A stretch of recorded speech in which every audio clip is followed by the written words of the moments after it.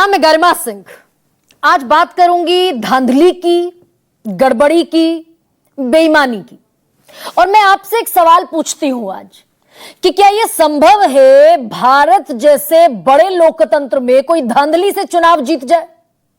आपका जवाब निश्चित तौर पर होगा कतई नहीं, ये नहीं हो सकता। दरअसल ये हमारा विश्वास है चुनावी प्रक्रिया पर कि जहां हमने बटन दबाया वोट उसी को पड़ा होगा, और ये हम 100% भरोसे के साथ, विश्वास के साथ कहते हैं। लेकिन सबसे बड़ा सवाल मैं आज आपके सामने में एक वीडियो रखने वाली हूं, और वीडियो है तकरीबन 1.5 साल पुराना, चंडीगढ़ के मेयर इलेक्शन का। ये वीडियो आपके सामने रखती हूं। बहुत छोटा सा इलेक्शन था, चंडीगढ़ का मेयर इलेक्शन। सिर्फ 36 वोट डाले जाने थे, 36 वोट। अब इन 36 वोट में हुआ क्या कि बाकायदा 8 वोटों को खराब किया गया, जानबूझकर डिफेस किए गए। और डिफेस किया खुद प्रिजाइडिंग ऑफिसर ने, खुद चुनाव अधिकारी ने, खुद पीठासीन अधिकारी ने, अनिल मसीह, जो आपको तस्वीरों में नजर आ रहे हैं। 7 वीडियो इसके बाहर आए, सुप्रीम कोर्ट के सामने रखे गए, और 7 वीडियो में बैलेट पेपर को डिफेस करते दिख रहे हैं अनिल मसीह। और ये हैं कौन जनाब? इस चुनाव में अधिकारी थे, लेकिन वैसे चंडीगढ़ में नगर पालिका में ये नॉमिनेटेड पार्षद थे बीजेपी की तरफ से। अब नतीजा क्या हुआ कि बीजेपी का जो प्रत्याशी था वो चुनाव जीत गया, डिक्लेयर हो गया। और डिक्लेयर होने के बाद अनिल मसीह बाकायदा ये सारा बंडल लेकर बगैर उसको सीज किए हुए कॉरिडोर से चले गए मेयर हाउस में। अब ये वीडियो मैं चाहती हूं एक बार और दिखाइए, जरा इस वीडियो को एक बार और दिखाइए। यही वीडियो सुप्रीम कोर्ट में रखा गया, और सुप्रीम कोर्ट ने कहा कि तो लोकतंत्र के नाम पर मजाक है, शायद पीसीआर में मुझे कोई सुन नहीं रहा है। यह वीडियो अनिल मसीह का आप दोबारा दिखाइए।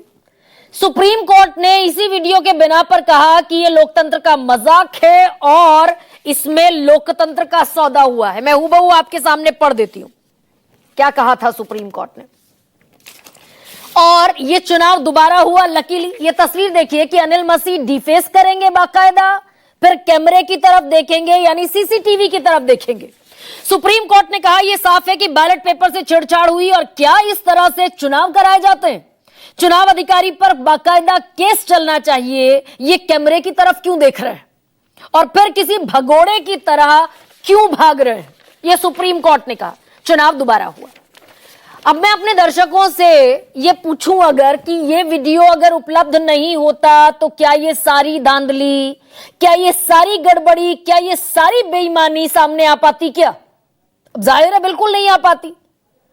और मैं आज इस पर चर्चा इसलिए कर रही हूं क्योंकि चुनाव आयोग दनादन अंदाज में लगातार जो फैसले ले रहा है वो किस तरफ इशारा कर रहे हैं। आज बड़ी खबर यह है कि चुनाव के दौरान जितनी भी फोटो खींची जाती हैं, सीसीटीवी फुटेज बाकायदा जो प्रिजर्व करके रखा जाता है, वेबकास्टिंग और वीडियो रिकॉर्डिंग, अब सिर्फ 45 दिन तक उपलब्ध रहेगी। माफ कीजिए, 15 नहीं, 45 दिन तक उपलब्ध रहेगी। 45 दिनों तक सुरक्षित रखी जाएगी और इसके बाद सारा वीडियो डिलीट कर दिया जाएगा।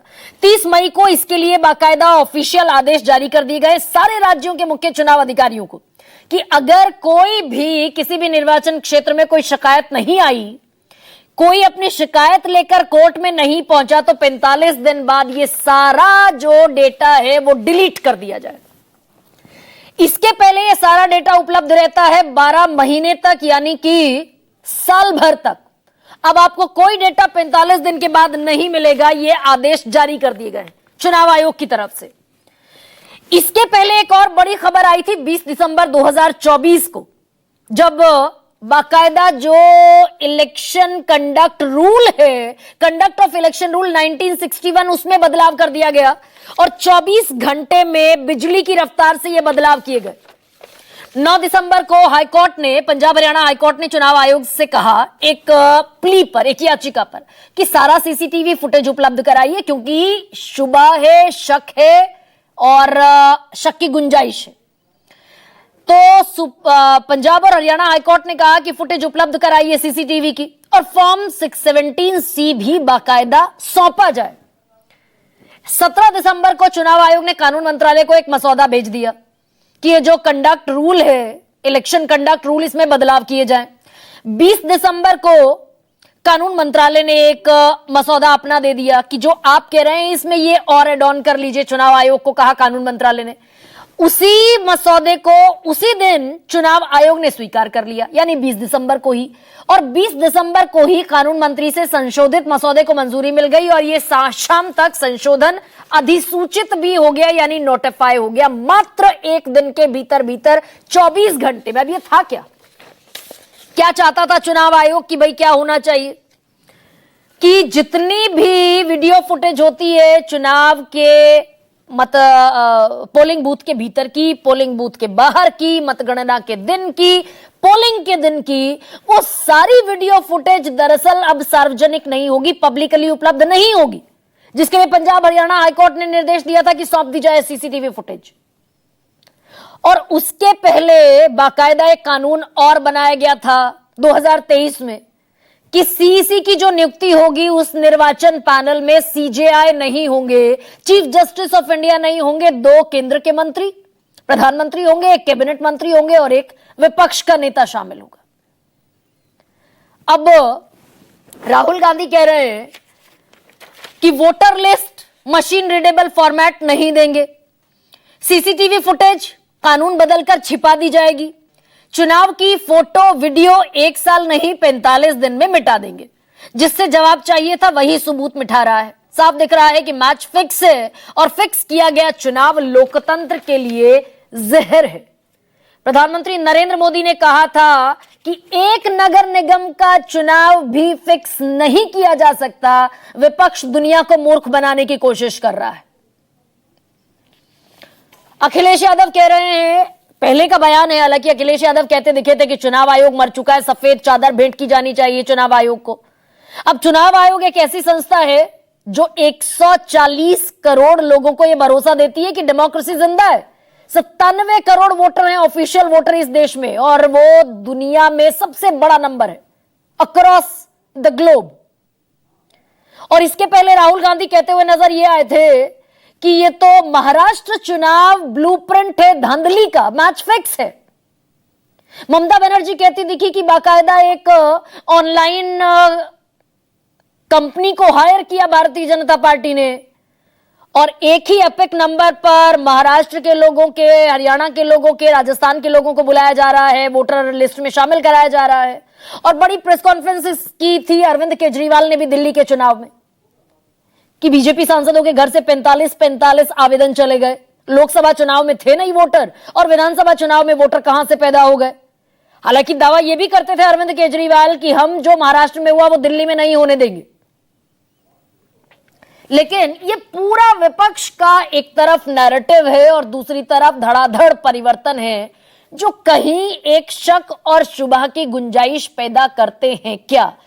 और सवाल यह है कि निष्पक्ष सिर्फ होना नहीं बल्कि दिखना भी है, क्योंकि मेरी आपकी 140 करोड़ लोगों की ये आस्था का भी सवाल है कि हमने जहां बटन दबाया हमारा वोट वहीं कास्ट हुआ क्या, या फिर वो चंडीगढ़ के मेयर इलेक्शन जैसी कोई धांधली अंजाम दे दी गई और हम खुश हैं भाई हमने सरकार चुन ली। आज इसी की पोल खोल करने की कोशिश करूंगी। मैं शुरुआत कुछ बयानों के साथ कर रही। नरेंद्र मोदी इस देश के लोकतंत्र का जनाजा निकालने में कोई कसर नहीं छोड़ रहा है, पूरी बेशर्मी से, पूरी मुस्तैदी से निकाल रहे हैं। लेकिन अगर कोई उनसे 4 हाथ आगे बढ़कर इस पाप को कारगर कर रहा है तो वो इस देश का चुनाव आयोग है। महाराष्ट्र के हजारों बूथों पर कांग्रेस के बैठे हुए बूथ इंचार्जों ने एक भी शिकायत दर्ज नहीं की, लेकिन दिल्ली में बैठे राहुल गांधी जी रोज फुसफुसाहट करते हैं, देश के स्थापित इंस्टीट्यूशंस को बदनाम करने का षड्यंत्र रचते रहते हैं। तो तरुण चुग जो कह रहे हैं, कहे वो भी सही रहे हैं कि बाकायदा पोलिंग एजेंट्स, जो सीसीटीवी फुटेज जो 45 दिन में डिलीट होगी वहां पर बाकायदा पोलिंग एजेंट होता है हर पार्टी का। कांग्रेस के पोलिंग एजेंट भी रहे होंगे महाराष्ट्र में, जिसे धांधली का ब्लूप्रिंट बता रही है कांग्रेस। अगर पोलिंग एजेंट वहां मौजूद थे और धांधली कोई चल रही थी तो शिकायतें क्यों नहीं पहुंची? शिकायतें पहुंची मात्र 70, और कहा जा रहा है कि 70 लाख वोट एडिशनल जोड़ दिए गए, वोटिंग परसेंटेज बढ़ा दिया गया, और दनादन फैसले चुनाव आयोग के ये शुबह पैदा करते हैं क्या? ऐसे में आज का सबसे बड़ा सवाल आपके सामने। 45 दिन में वोटिंग का वीडियो डिलीट। राहुल बोले मैच फिक्स। और दूसरा सबसे बड़ा सवाल, लोकतंत्र में चुनाव हो निष्पक्ष, फिर आयोग से क्यों खफा है विपक्ष?